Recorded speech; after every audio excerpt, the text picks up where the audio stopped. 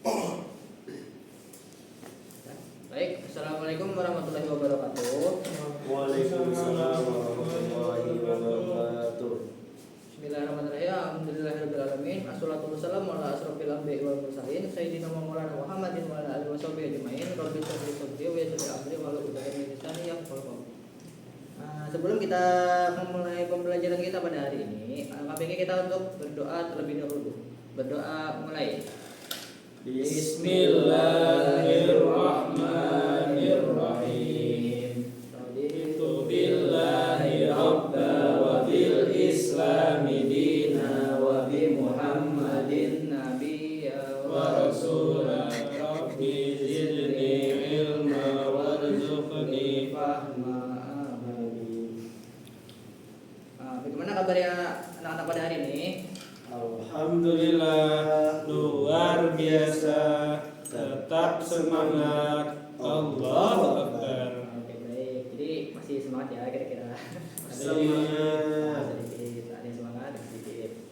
Nah, sebelum kita masuk ke pembelajaran, pelajaran apa? Kita akan belajar apa pada hari ini kira-kira? Tahu? Sejarah kebudayaan Islam. Iya, betul, sejarah budaya Islam. Nah, jadi pada materi sejarah budaya Islam pada hari ini, kita akan membahas tentang masuknya Islam ke Indonesia. Jadi masuknya Islam ke Indonesia itu merupakan proses yang panjang dan berlangsung secara damai melalui beberapa jalur seperti perdagangan, perkawinan, dakwah, dan kebudayaan sejak sekitar abad ke-7 Masehi.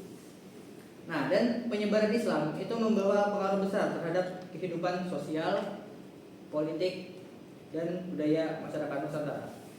Para sejarawan kemudian mengemukakan beberapa teori mengenai asal-usul kedatangan Islam ke Indonesia, yaitu ada teori Gujarat, teori Makkah, teori Persia, dan teori Cina.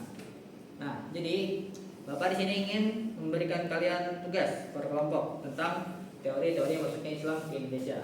Jadi dari kelompok 1 hingga 4, kelompok 1 akan membahas tentang teori Gujarat, kelompok 2 teori Mekah, kelompok 3 teori Persia, dan kelompok 4 teori Cina. Nah, jadi kelompok 1 Ihsan akan membahas tentang teori Gujarat. Kelompok 2 Wahid membahas teori Mekah. Kelompok 3 Syafi'i membahas teori Persia, dan kelompok 4 Abdillah membahas teori Cina.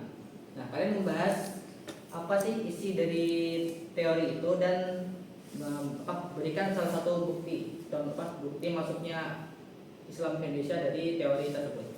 Bapak beri waktu 10 menit untuk mencari dan dipersilakan. Nah, jadi anak-anak, apakah kalian sudah selesai mengerjakan tugasnya? Sudah. Oke, jika sudah, dipersilakan kelompok 1 Ihsan untuk menyampaikan hasil dari temuannya materinya. Teori Gujarat atau yang paling populer ini Islam masuk ke Indonesia dari Gujarat dan India sekitar abad ke-13 Masehi dibawa oleh pedagang Muslim India. Adapun pendukung atau bukti temuan yang pertama itu batu nisan Sultan Malik Saleh yang bertuliskan 1297 Masehi di Samudra Pasai, memiliki gaya khas Gujarat. Kemudian yang kedua itu banyak pedagang India Muslim aktif berdagang di wilayah Indonesia pada abad ke-13. Yang terakhir, catatan sejarah menunjukkan hubungan dagang yang erat antara Indonesia dan Gujarat. Oke, itu tadi dari kelompok 1, kita beri aplaus untuk kelompok 1. Selanjutnya kelompok 2 Wahid untuk menyampaikan materinya. Jadi teori Arab, isi teori Arab itu adalah Islam masuk langsung dari Arab Timur Tengah, terutama dari Yaman, Hadramaut, dan Mekah. Madinah dibawa oleh pedagang Arab sejak abad ke-7. Jadi bukti penemuan daripada teori Arab, catatan Cina abad ke-7 menyebut adanya kampung Arab di pesisir Sumatera. Gaya huruf Arab pada nisa dan artefak awal lebih mirip Arab daripada Gujarat. Banyak ulama Nusantara yang memiliki nasab atau hubungan dengan Hadramaut. Jaringan perdagangan Arab sudah aktif sampai Asia Tenggara sejak awal Islam. Itu teori Bukhari. Oke, baik. Terima kasih atas kelompok dari kelompok 2. Kita beri aplaus atas kawan-kawannya. Kemudian kelompok 3, Davi, silahkan menyampaikan materinya. Dulu teori Persia, tapi sekarang jadi Iran, Pak. Oke.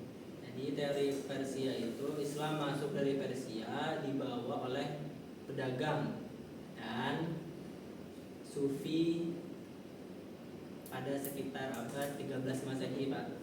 Habis itu ada bukti-bukti dari teori Persia ini, Pak. Yang pertama, tradisi Islam di Indonesia seperti Asyura, 10 Muharram itu, Pak, yang bubur-bubur itu sangat mirip dengan tradisi di Persia. Habis itu yang kedua, kesamaan istilah kayak hadrah, zikir, dan bentuk arsitektur tertentu. Nah, itu yang terakhir, Pak, yang ketiga, hubungan antara Samudra Pasai dan Persia tercatat dalam beberapa sumber. Jadi ada beberapa sumber gitu, Pak. Sudah. Oke, baik. Itu dari kelompok 3. Kita beri aplaus kepada kawan-kawan. Selanjutnya, Abdillah, kelompok 4. Dipersilakan. Kalau dari teori Cina, Islam itu masuknya melalui pedagang Muslim Cina, terutama pada masa dinasti Tang dan dinasti Ming. Nah, untuk bukti temuannya yaitu adalah banyaknya komunitas Muslim Cina di pesisir Nusantara seperti di Jawa dan Sumatera. Adapun tokohnya yang terkenal itu adalah Laksamana Cheng-ho atau Zheng He yang pada abad ke-15 sangat berpengaruh dalam penyebaran Islam. Kemudian ada juga beberapa makam kuno yang memiliki gaya arsitektur Cina. Itu, Pak. Oke, itu tadi penyampaian dari Abdillah. Kita beri aplaus dulu. Oke, baik. Itu tadi adalah teori-teori yang disampaikan oleh kawan-kawan tentang masuknya Islam ke Indonesia. Ada beberapa teori, yaitu teori Arab, teori Gujarat, teori Persia, dan teori Cina. Jadi kesimpulannya, para sejarawan itu sepakat bahwa Islam masuk ke Indonesia itu tidak hanya melalui satu jalur, tetapi ada dari berbagai pusat peradaban Islam, yaitu dari Arab tadi, ada dari Gujarat, ada dari Persia dan Cina. Dan prosesnya itu berlangsung secara damai melalui perdagangan, dakwah, perkawinan, dan pendidikan. Oke, itu saja penjelasan dari Bapak pada hari ini. Mohon apa ya?